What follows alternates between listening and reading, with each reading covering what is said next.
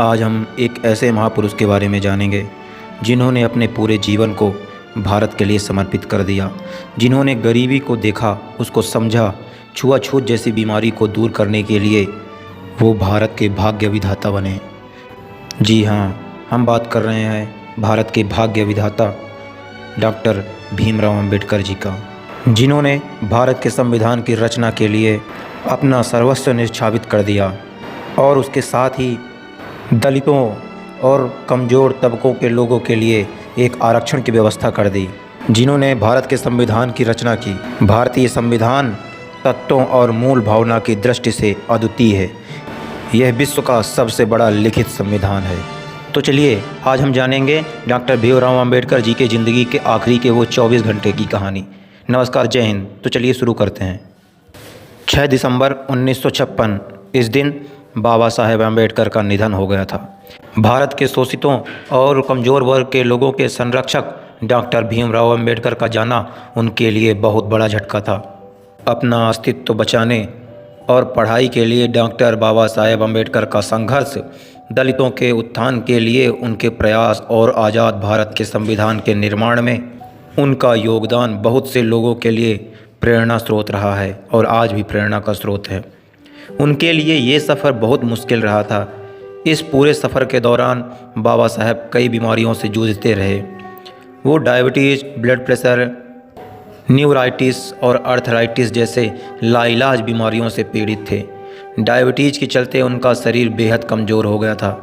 गठिया की बीमारी के चलते वे कई रातों तक बिस्तर पर दर्द से परेशान रहते थे।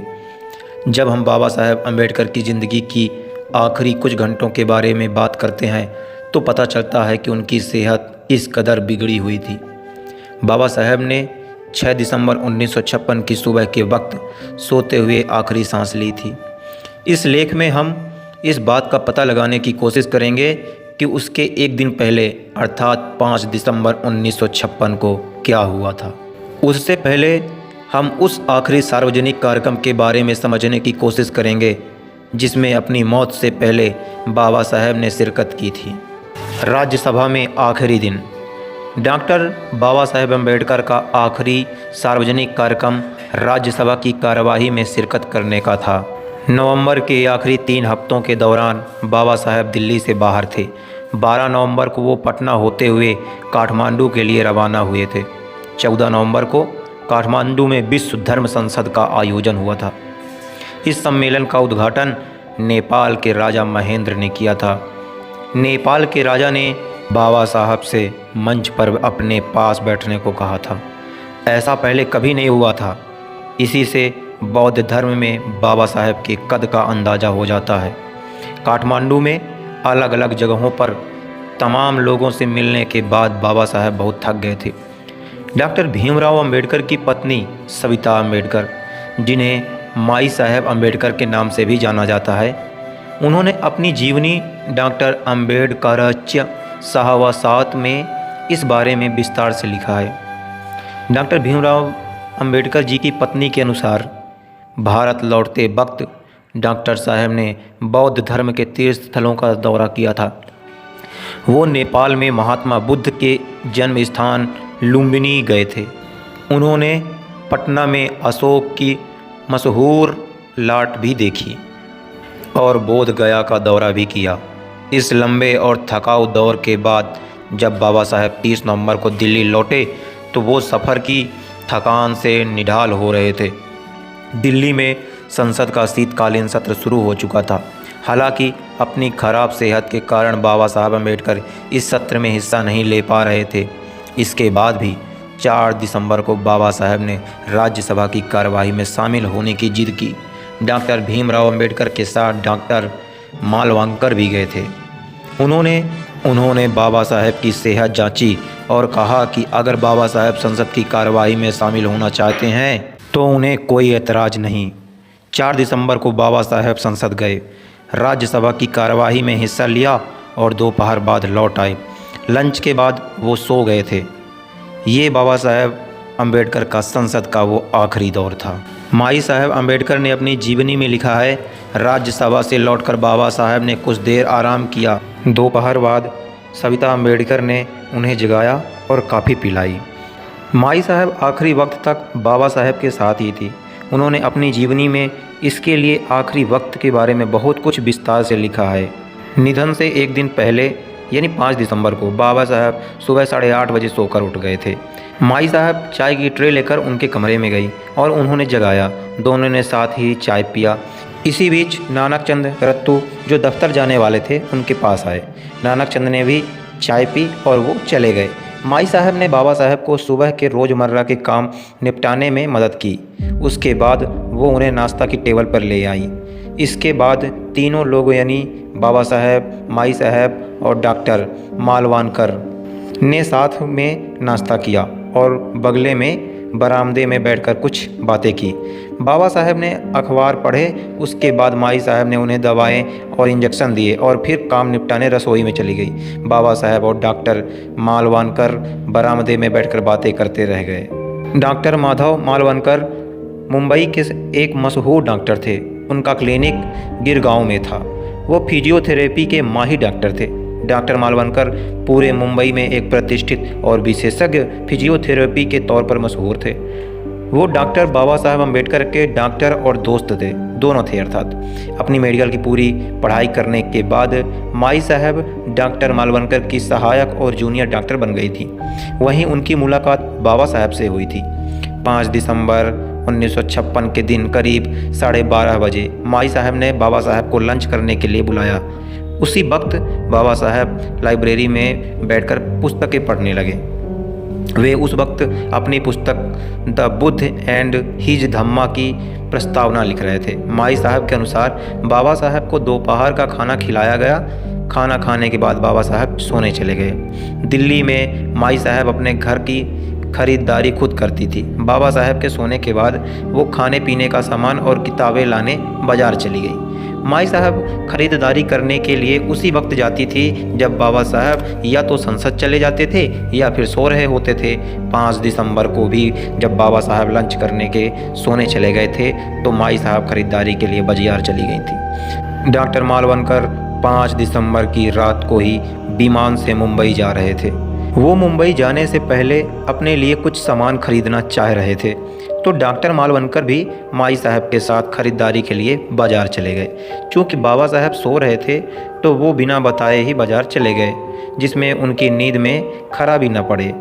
माई साहब और डॉक्टर मालवणकर दोपहर के करीब 2:30 बजे बाज़ार गए थे और वो दोनों शाम लगभग 5:30 बजे बाज़ार से घर लौटे।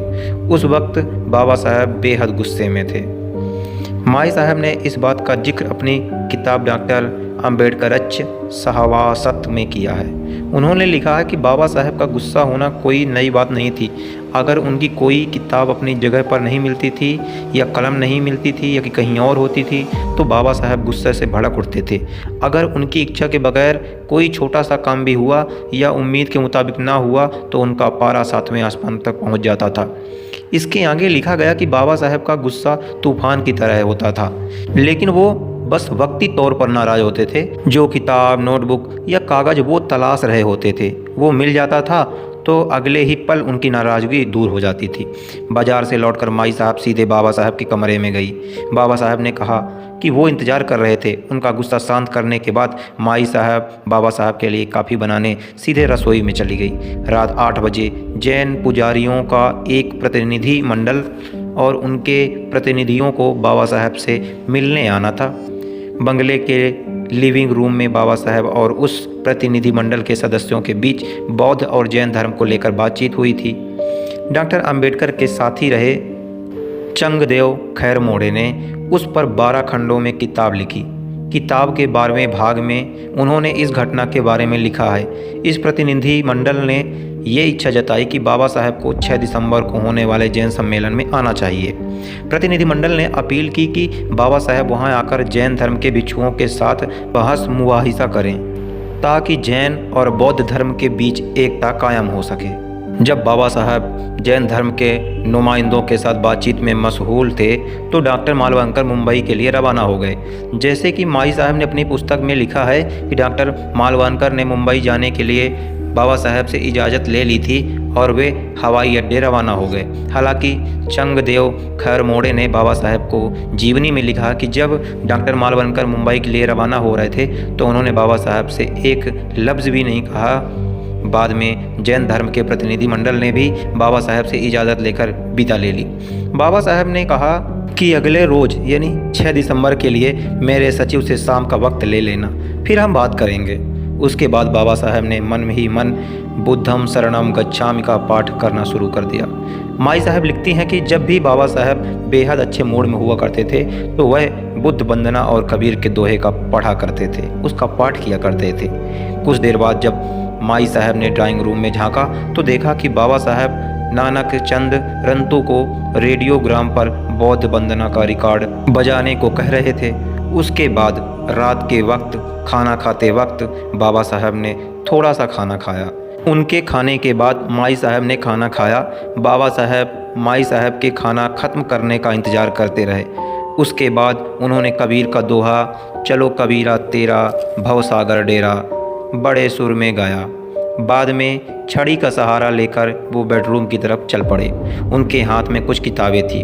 बेडरूम की तरफ बढ़ते हुए बाबा साहब ने अपने किताब द बुद्ध एंड हिज धम्मा की प्रस्तावना की एक कॉपी और SM जोशी और आचार्य अत्रे के नाम लिखी चिट्ठियां भी सौंपी और नानक चंद से कहा कि वो ये सब उनकी मेज़ पर रख दें। अपना काम खत्म करने के बाद नानक चंद रत्तू भी अपने घर चले गए। माई साहब अपना काम निपटाने के लिए रसोई में चली गई थी। जैसा कि माई साहब ने अपनी आत्मकथा में लिखा है कि बाबा साहब को देर रात तक किताबें पढ़ने की आदत थी। अगर वो रम जाते तो सारी सारी रात किताबें पढ़ते लिखते रहते थे। लेकिन माई साहब अपनी जीवनी में लिखती हैं कि 5 दिसंबर की रात नानक चंद रंतु के अपने घर रवाना होने के बाद बाबा साहब ने द बुद्ध एंड हिज धम्मा की प्रस्तावना में फिर से बदलाव किया। इसके बाद उन्होंने SM जोशी और आचार्य प्रहलाद केशव अत्रे के अलावा ब्रह्मी सरकार के नाम लिखी अपनी चिट्ठियों पर भी एक नज़र डाली। उसके बाद वह रोज़ की तरह 11:30 बजे ही सोने चले गए।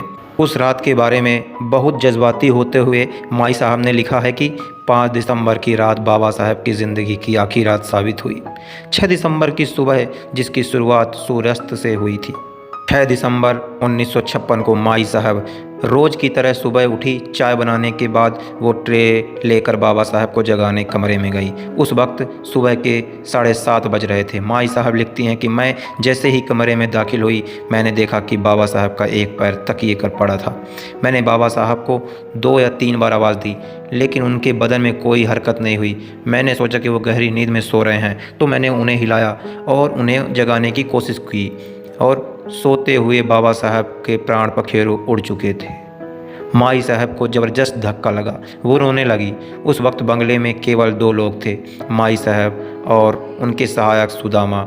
माई साहब ने रोते रोते ही सुदामा को आवाज़ दी। इसके बाद माई साहब ने डॉक्टर मालवणकर को फ़ोन किया और पूछा कि अब क्या किया जाए। डॉक्टर मालवणकर ने उन्हें बताया कि वो बाबा साहब को कोरामाइन का इंजेक्शन दें, लेकिन तब तक बाबा साहब का देहांत हुए कई घंटे गुजर चुके थे, इसलिए वो इंजेक्शन भी नहीं दिया जा सकता था। माई साहब ने सुदामा से कहा कि वो जाकर नानक चंद रंतु को बुला कर लाएं। सुदामा कार लेकर गए और नानक चंद रंतु को अपने घर से बुला कर लाए। उसके बाद लोगों ने बाबा साहब के बदन की मालिश करनी शुरू कर दी। किसी ने मुँह से सांसें देना शुरू किए लेकिन कोई तरकीब काम नहीं आई। बाबा साहब ये दुनिया छोड़कर जा चुके थे। नानक चंद रत्तू ने बाबा साहब के करीबी अहम लोगों को फ़ोन करके बाबा साहब के निधन की जानकारी दी। फिर नानक चंद रत्तू ने सरकार के विभागों press trait of India, UNI और आकाशवाणी के केंद्र को भी फ़ोन करके बाबा साहब के निधन की सूचना दे दी। तो यह रही डॉक्टर भीमराव अंबेडकर जी के ज़िंदगी के आखिरी 24 घंटे की कहानी। मैं आशा करता हूं कि आपको डॉक्टर भीमराव अंबेडकर की ज़िंदगी के आखिरी 24 घंटे की कहानी ज़रूर समझ में आई होगी। इसी के साथ ही एक और नई जानकारी और नई कहानी के साथ एक बार मैं फिर से हाजिर होऊंगा। तब तक के लिए धन्यवाद। जय हिंद, जय भारत। चैनल को सब्सक्राइब जरूर करिएगा।